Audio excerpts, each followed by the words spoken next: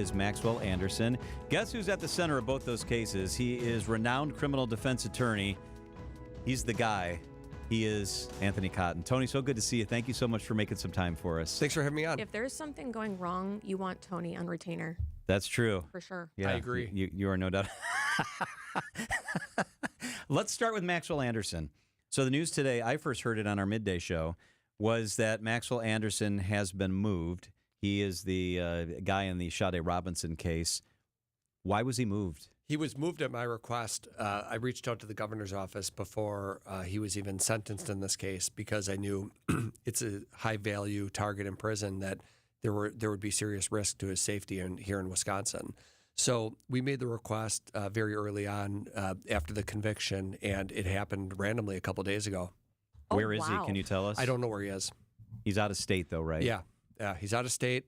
I just found out a couple days ago. And you basically have to reach out through the governor's office because I think the way they do it is they probably do a prisoner swap. We've got this inmate, and then state B has another inmate, and they just transfer them from one to the next. Yeah, that happened with Chris Watts. He was accused of killing and putting into, it was in Colorado. He's now in Waupun. Okay. Killing his pregnant wife and 2 young daughters. So who'd we give up? I feel like we're talking about Major League Baseball. I don't know. Yeah, who'd I we know, trade? right? Yeah. A prisoner to be named later. Yeah, for sure. Yeah, we owe one. Yeah, exactly. Yeah. Do we get draft picks in any of this? I guess it depends which prisoner. Okay, we shouldn't be making light of this. This guy did something that he was convicted of, which is a heinous crime. Do you still have contact with him? I do, yes. So there's civil stuff that will go forth and possibly an appeal, right? Right. So there'll be Where an appeal. are we with that? In the early stages of the appeal, there's still a long process that goes into that. There's good lawyers that do appeals that focus on those types of things. I'm not one of them. So he'll have a different lawyer who will take over that project. So will you be involved? Will you, I'll do you eventually fall off the case? How does it work? I mean, a case like this, I'll probably be involved in some respect for many years to come. Lawyers will have questions for me. The client might have questions for me. But yes, I mean, my role is officially done.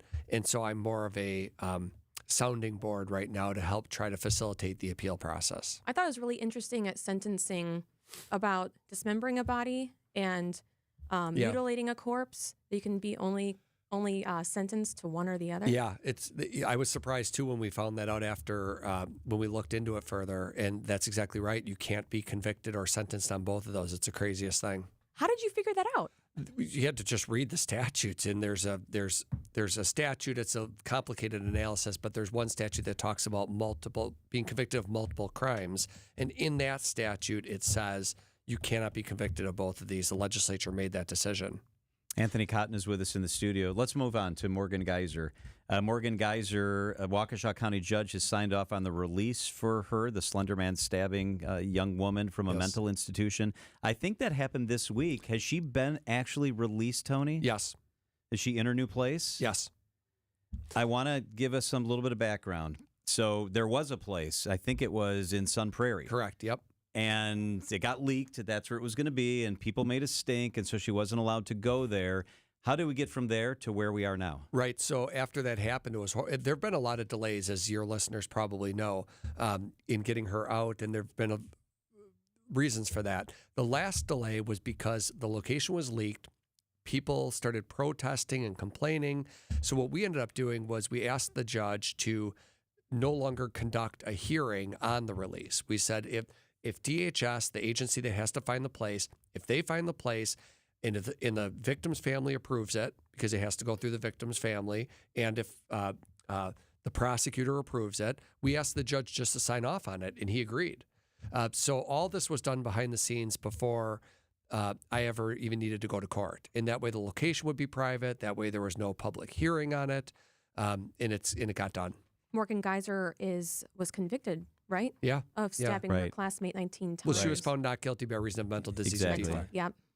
But she was going to be in the mental facility for a long time, for decades. And in Winnebago. Yeah, it could be for decades, but there's a provision to get release. You can seek release every 6 months, like I talked about on the show earlier. Yep. And so the Judge Boren had agreed she should be released, but then Judge Boren retired. Yep. So then we had to sort of redo things with the next judge, but now it's all done. How do we make sure that anyone in Wisconsin, wherever she is safe?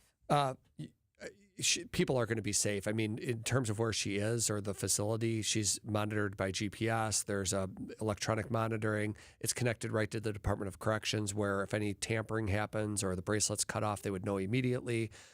There's law enforcement that patrol the areas around these group homes, and they're secure facilities themselves. So it's not like just walking out a door. There are different security measures that the homes take to make sure people are kept under close supervision.